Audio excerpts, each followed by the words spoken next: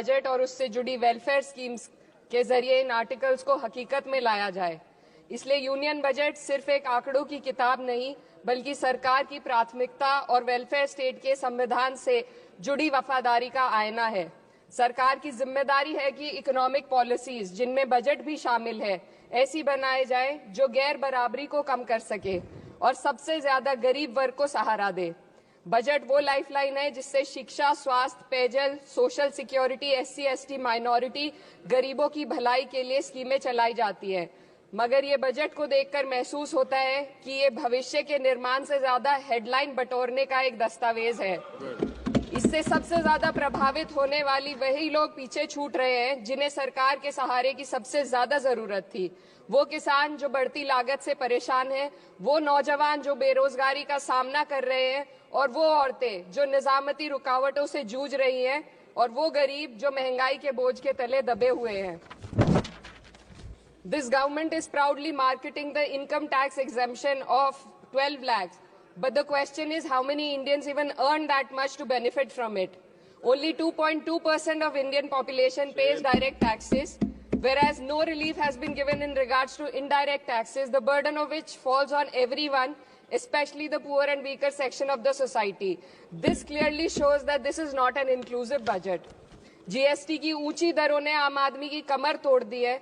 जरूरत इस बात की है कि खाद्य सामग्री, दवा, स्कूल की किताबें और जरूरत की चीजों पर टैक्स कम किया जाए। पेट्रोल, डीजल पर टैक्स कम करने की कोई कोशिश नहीं हुई, जिसका सीधा असर हर नागरिक पर पड़ता है। आर्टिकल 41 कहता है कि सरकार को ये कोशिश करनी चाहिए कि वो अपनी इकोनॉमिक हालात और रिसोर्सेज के हिसाब से लोगों को रोजगार दे। इस बजट ने बेरोजगारी दूर करने की दिशा में कोई ठोस उपाय नहीं दिया है। नई नौकरियों की बात तो छोड़िए, जो पहले से थी वो भी खत्म होती जा रही हैं। स्किल डेवलपमेंट प्रोग्राम के नाम पर करोड़ों खर्च किए जा रहे हैं, मगर सवाल ये है कि ट्रेनिंग लेने के बाद कितने नौजवानों को असल में नौकरी मिल रही है। सरकार के पास इसका भी कोई आंकड़ा नहीं है। सरकारी विभागों में लाखों पद खाली हैं, मगर भर्ती का कोई प्लान नहीं है। आर्टिकल 45, जिसके द्वारा सरकार की जिम्मेदारी है कि हर बच्चे को 6 साल की उम्र तक फ्री और जरूरी तालीम मिले ताकि उनका बुनियादी तालीमी डेवलपमेंट सही से हो सके, जिसको संसद ने शिक्षा का अधिकार अधिनियम बनाकर और भी मजबूती दी थी, परंतु इसकी जमीनी हालत क्या है वो किसी से छुपी नहीं है।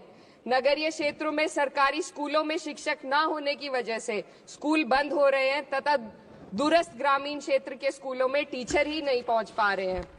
सरकार कह रही है कि डिजिटल इंडिया और AI से तालीम का इंतजाम होगा, मगर जरा जमीन पर देखिए, उत्तर प्रदेश में सिर्फ 22% सरकारी स्कूलों में कंप्यूटर है।